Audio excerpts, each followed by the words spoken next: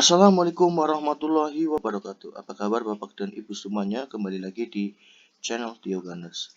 Pada kesempatan hari ini seperti biasanya ya, saya akan memberikan contoh, ini hanya contoh latihan soal pretest PPG guru kelas MI masih muatan bahasa Indonesia. Untuk video pembahasan latihan soal profesional guru kelas yang lainnya bisa dicek di playlist ya, di channel ini di playlist pretest PPG ya. Bagi yang belum subscribe, silahkan subscribe terlebih dahulu ya dan nyalakan tombol loncengnya agar tidak ketinggalan terkait video terbaru pembahasan soal pretest PPG khususnya untuk guru kelas MI. Ya, jika video ini bermanfaat, jangan lupa untuk share dan like video ini sebanyak-banyaknya. Lanjut ke soal nomor 1. Dalam pembelajaran membaca permulaan, ada beberapa metode yang dapat digunakan, kecuali A. Metode kupas rangkai suku kata, B. Metode kata lembaga, C. Metode SAS, D. Metode cerita. Nah, kecuali berarti yang bukan ya, yang bukan pembelajaran membaca permulaan. Nah, berarti yang tidak termasuk metode membaca permulaan yang mana? Nah, membaca permulaan biasanya berarti ditujukan untuk anak-anak di kelas bawah ya. Berarti yang bukan yang mana? Yang D ya, jawabannya yang D, metode cerita.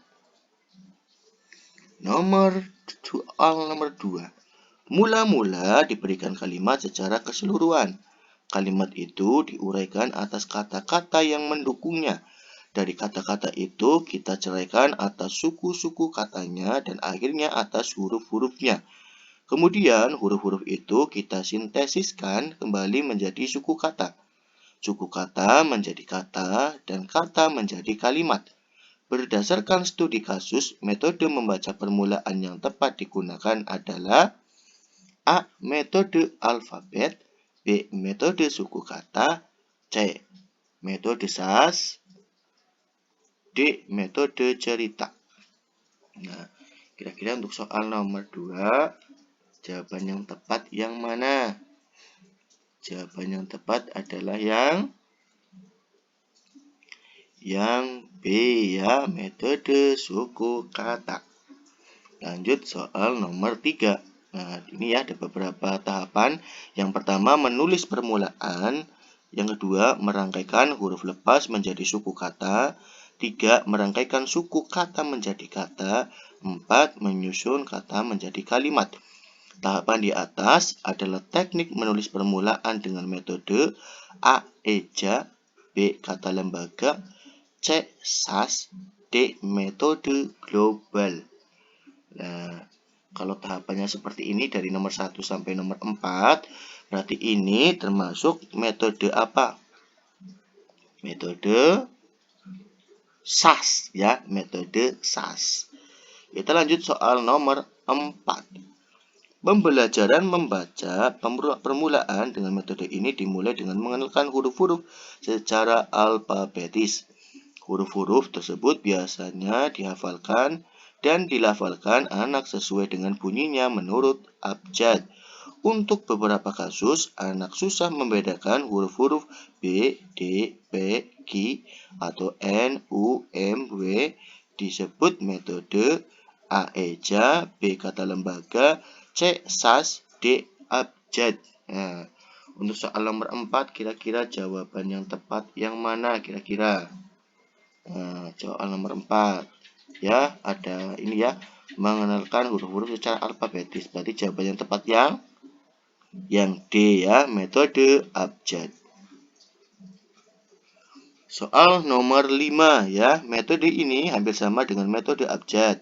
Perbedaannya terletak pada sistem pelafalan abjad atau huruf. Misalnya huruf D dilafalkan ed. Disebut metode A. Eja, B. Kata lembaga, C. Metode SAS, D. Metode abjad.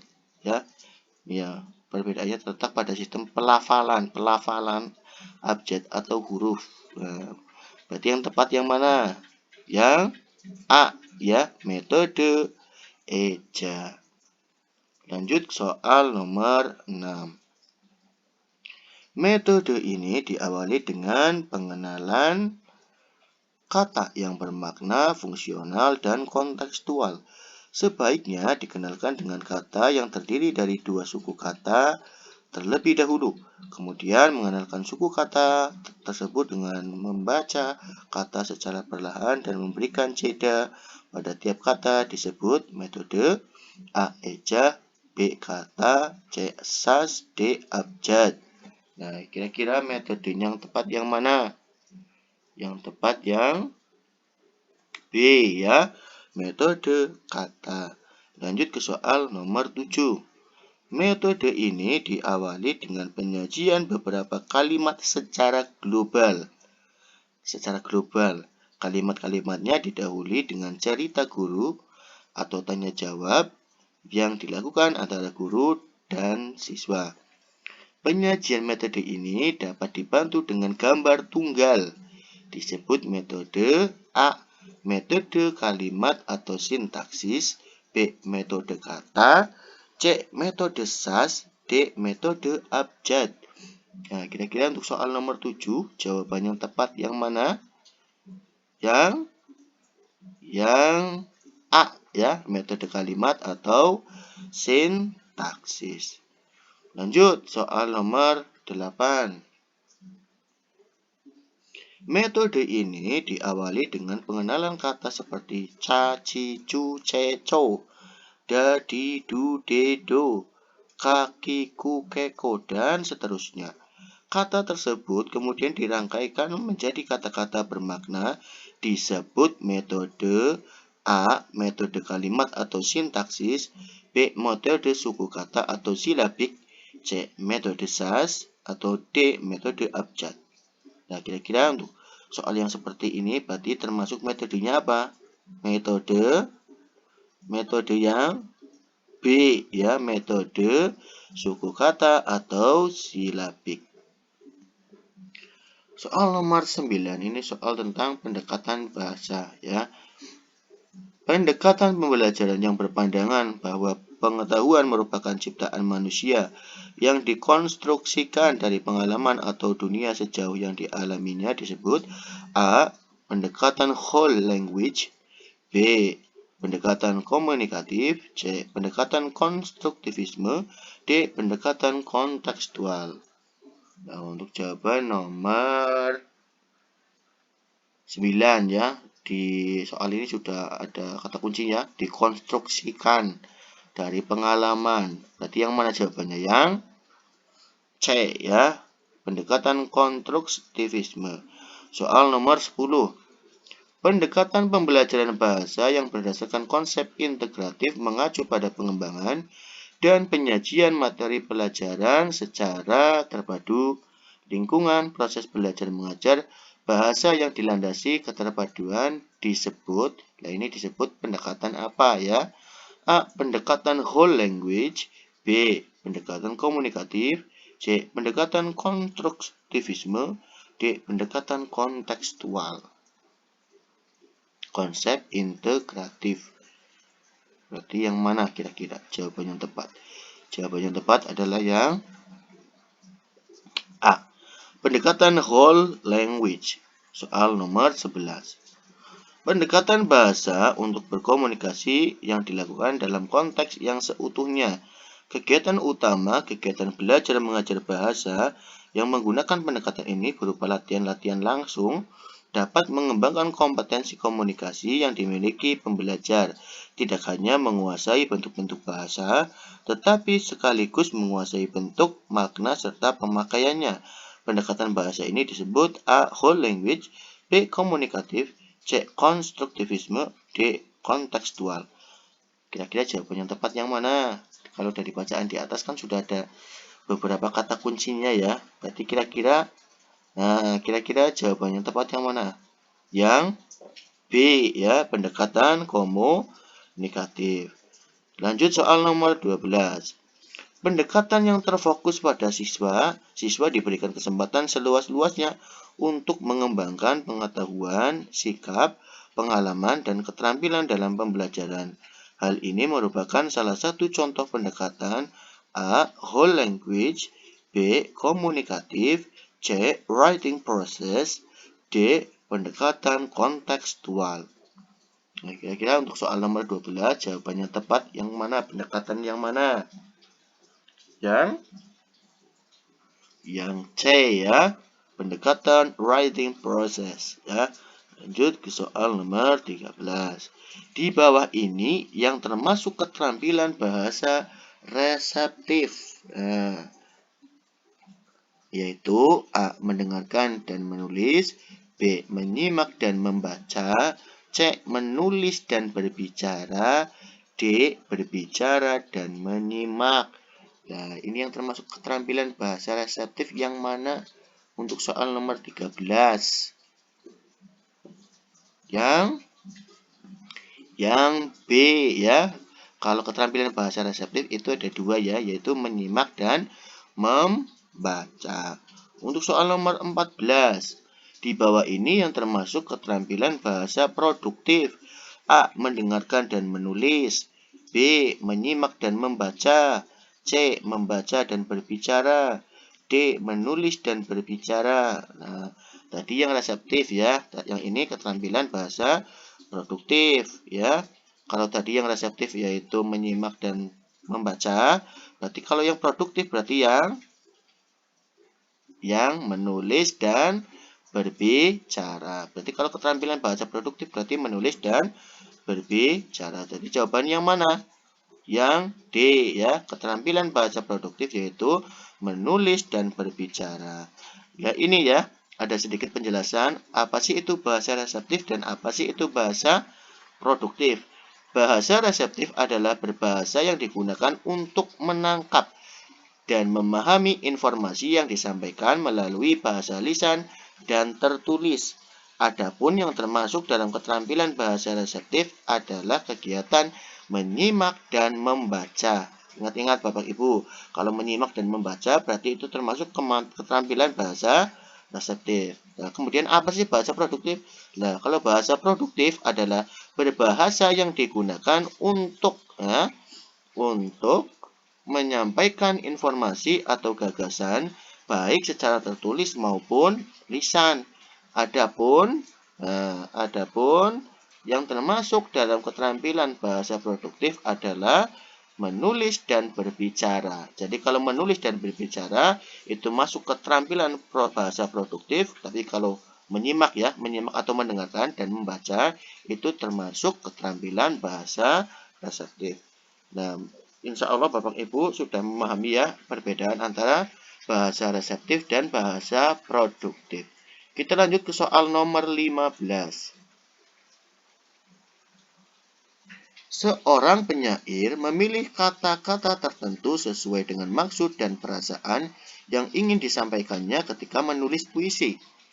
Fungsi bahasa yang digunakan oleh penyair tersebut adalah A. Fungsi ekspresi, B. Fungsi adaptasi, C. Fungsi informasi, D. Fungsi integrasi, E. Fungsi kontrol sosial.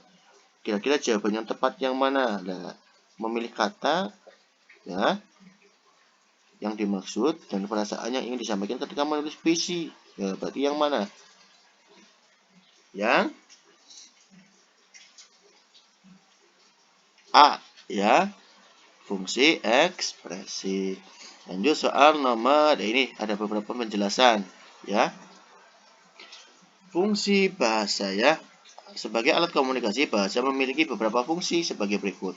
Nah, fungsi informasi ini bahasa berfungsi untuk menyampaikan informasi timbal balik antar anggota keluarga maupun anggota masyarakat.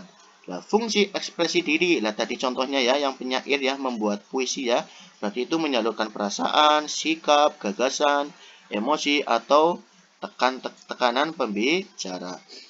Fungsi adaptasi dan integrasi berarti menyesuaikan dan membaurkan diri dengan anggota masyarakat. Yang terakhir ada fungsi kontrol sosial berfungsi mempengaruhi sikap dan pendapat orang lain. Nah, oleh karena itu, ketika penyair memilih kata-kata yang sesuai dengan maksud dan perasaannya, tergolong ke dalam pemakaian bahasa yang memiliki fungsi ekspresi ya. Kita lanjut ke soal nomor 16. Pendekatan menekankan keterpaduan 4 aspek keterampilan berbahasa, menyimak, berbicara, membaca, menulis dalam pembelajaran, yaitu salah satu pendekatan yang disarankan dalam pembelajaran menulis yang disebut A. Pendekatan komunikatif, B. Pendekatan integratif, C. Pendekatan keterampilan proses, D. Pendekatan tematis. Ya, kalau dari bacaan ini kan, soal ini kan berarti menekankan keterpaduan dari 4 aspek digabungkan. Berarti kira-kira yang tepat yang mana? Komunikatif, integratif, keterampilan proses, atau tematis?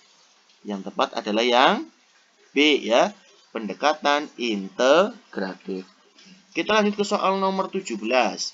Model pembelajaran menulis cerita atau cerpen di SD meliputi hal-hal berikut, kecuali ya A. Menceritakan gambar, B. Melanjutkan cerita, C. Menceritakan pengalaman, D. Mendeskripsikan cerita. Berarti yang bukan model pembelajaran menulis cerita atau cerpen. Nah, kecuali berarti yang mana? Yang tepat adalah yang D ya, mendeskripsikan cerita. Lanjut soal ini ya. Model pembelajaran menulis cerita cerpen di SD atau MI itu meliputi menceritakan gambar, melanjutkan cerita, menceritakan mimpi, menceritakan pengalaman, dan menceritakan cita-cita. Jadi tadi ya, yang bukan termasuk berarti yang mendeskripsikan cerita. Soal nomor 18 berikut yaitu kegiatan menulis lanjutan di tingkat tinggi. Ya, menulis lanjutan di tingkat tinggi. Ya, kecuali A. Menulis wacana aneka macam topik, B. Menulis pengumuman, C. Menulis pantun, D. Menulis memo. Nah, yang bukan menulis lanjutan di kelas tinggi. Berarti yang mana? Yang bukan. Yang D ya, menulis memo ya. Kita lanjut ke soal nomor 19. Tahapan mengumpulkan gosip wacana keadaan objek evaluasi siswa dengan menggunakan teknik tes atau non-tes disebut tahapan A. Tahap tindak lanjut, B. Tahap persiapan, C. Tahap pelaksanaan, D. Tahap pengolahan hasil.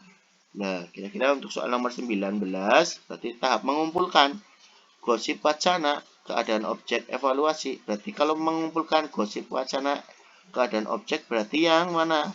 Tahap yang mana? Tahap yang C ya, tahap pelaksanaan. Nah, itulah tadi Bapak Ibu beberapa contoh latihan soal pretest guru kelas MI khusus untuk muatan bahasa Indonesia. Untuk video pembahasan ya materi profesional guru kelas MI lainnya dapat dicek di playlist ya, playlist di channel ini yaitu playlist pretest PPG. Ya, semoga soal-soal yang tadi saya berikan semoga dapat bermanfaat. Jika bermanfaat, jangan lupa untuk like video ini dan jangan lupa untuk share. Ya, jangan lupa untuk subscribe. Yang penting jangan lupa untuk subscribe karena subscribe itu gratis dan insya Allah channel ini selalu bermanfaat. Saya akhiri, wassalamualaikum warahmatullahi wabarakatuh.